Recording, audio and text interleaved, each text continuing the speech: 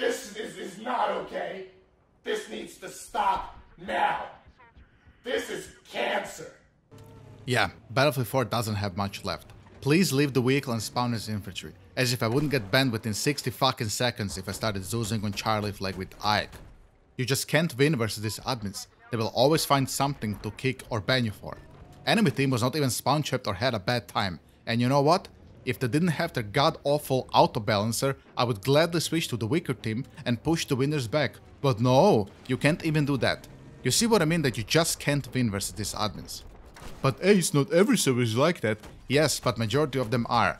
I'm not gonna lie guys, today, 11 years after, it boggles my fucking mind that we tolerated that shit for so long, like holy fuck man. I guess Battlefield 4 was just good enough to put this shit in the rear view window. But today, it's absolutely right on the windshield. What makes everything worse is that EA DICE do not have official servers they host on Battlefield 4. This is the thing that holds Battlefield 1 and Battlefield 5 today. You log in and you find 5 to 10 official servers without any of this 0.5 kill death ratio trash cans as admins. And you can just play the game, man. And if you're unlucky on the enemy team getting destroyed, well, you're free to leave. Just leave the match. It is free. We sadly don't have that free to leave option in Battlefield 4. It's just too few servers left for that. But boy, am I glad EA DICE are moving away from the RSP system.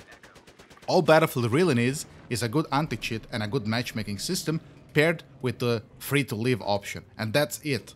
Say what you want about Battlefield 2042, at least that part it did with flying colors. With that out of the way, welcome to a Battlefield 4 video. LAV in BF4 is fun for one reason, and it's just to tow enemy air vehicles. And if you're good with SRO already, you will be even better with tow. Why? Because tow turn speed was never nerfed, unlike SROs. In fact, in one of the last vehicle balance passes, almost a century ago, they actually increased tow speed and turn radius, turning people who were all the so-called SRO gods into tow gods. Pilots fear no man, but do they fear SRO and tow gods? Being good with SRO, or tow in this case, was one of the few exclusive skill expressions of Battlefield 4. There's 2 of them, this is the first one. Let me go over how it works. If you didn't know how it works 11 years after, then let me tell you. When you launch the rocket from SRO, you have to actually follow the rocket. Many people do the mistake of actually looking at the crosshair of the SRO. That way, you will miss it, because the rocket, it's wired, it's guided. You have to guide the rocket, you're not guiding the crosshair. Yeah, I know it sounds a little bit complicated, but that's how it works. So if you're shooting a helicopter, every time you see me shooting a helicopter in this video, I'm looking at the rocket. So every time you see it hit, that means I was following the rocket correctly. That's the first thing. The second thing is to try to understand how the turn radius works on tow and SRO.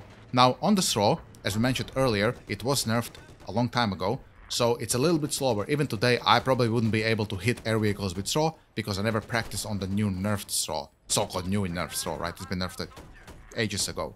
But if I was practicing, I would understand it. So, following the rocket and understanding the way it turns. That's the first skill expression. The second skill expression is understanding and knowing how to use all the bugged movement of Battlefield 4. I'm talking about Ruzu, Zuzu, vaulting over medpacks, ammo boxes, ledges, and all this stuff to boost yourself and give you this huge momentum to jump into flags or over people. It's crazy.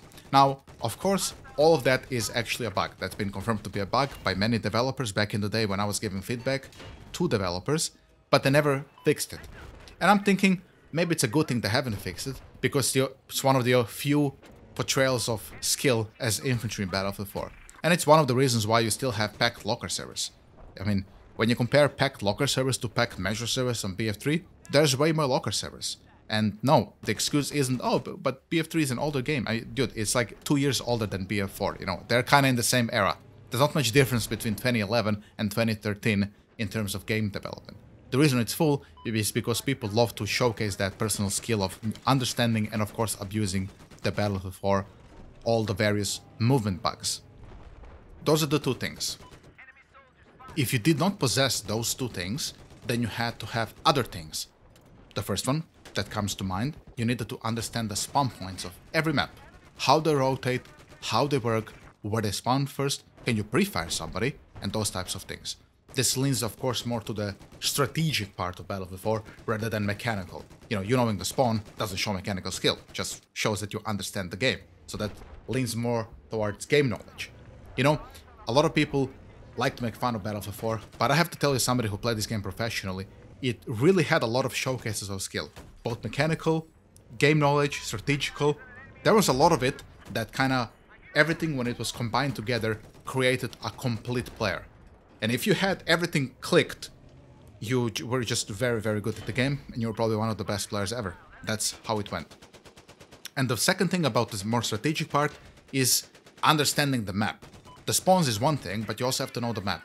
For example, if you knew all the head glitch spot where you can head glitch with vehicles if you're a vehicle player, or if you were an infantry player, you had to understand where you could be and surprise the enemy, try to zuzu them and stuff like that. So map knowledge was also, quite important. If you're still a person who tries to improve in Battlefield 4, or Battlefield in general, or first-person shooters, and you do not possess excellent mechanical skill, you have to come to terms with that and try to gravitate towards being a strategic player, a person who will outsmart the enemy. Not all of us have aim like Counter-Strike Global professional players, of course, so if you don't have that aim, you have to understand it and come to terms with it.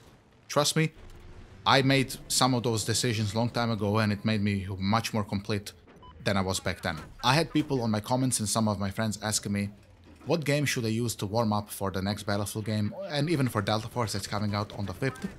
And I was recommending that the game is irrelevant as long as you are practicing the mechanical skills. So aim, movement, and this types of stuff.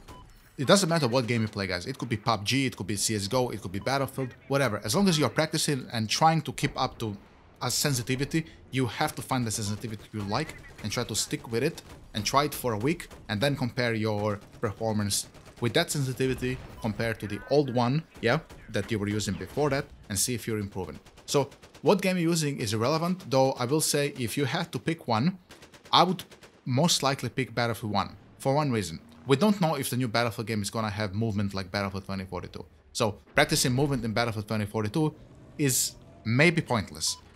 But practicing aim is always a good thing, and I think Battlefield 1 has a very snappy mouse. Aiming feels very good in that game. I would go so far that it feels better than Battlefield 5 and Battlefield 4.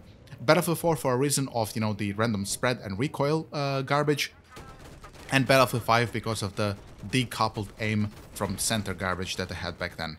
Now, we already know that the next Battlefield game is confirmed to be modern. However, we don't know how modern.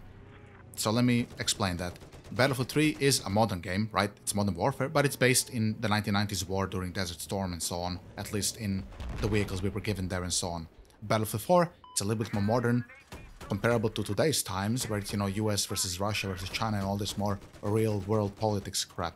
And then we have Battlefield 2042, which is just a made-up cyber war, and we are some mercenaries and so on. So we don't know really what type of Modern Warfare there is.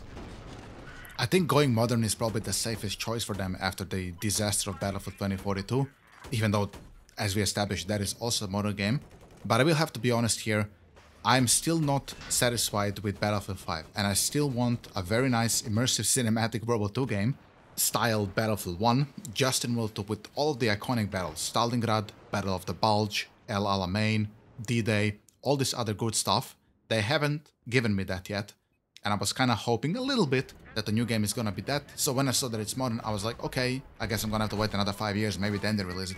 Maybe they release it by the time I'm 80, so I can really immerse myself as being this veteran of World War II and running around on those iconic maps. When it comes to Battlefield 4, if I had to give a prediction, I would say that the remainder of this year and maybe the first quarter of the next year is probably one of the last few times you will be able to play Battlefield 4 before it's completely consumed by these goddamn admins. So I think if you haven't played Battlefield 4 for a while and you have a little bit of an itch to do it, I would recommend that probably around now, during Christmas, is one of the last times you'll truly be able to experience this game. Guys, thank you so much for watching. If you enjoyed the video, please like and subscribe. If you really enjoyed it, comment, and I'll see you next time. Take it easy.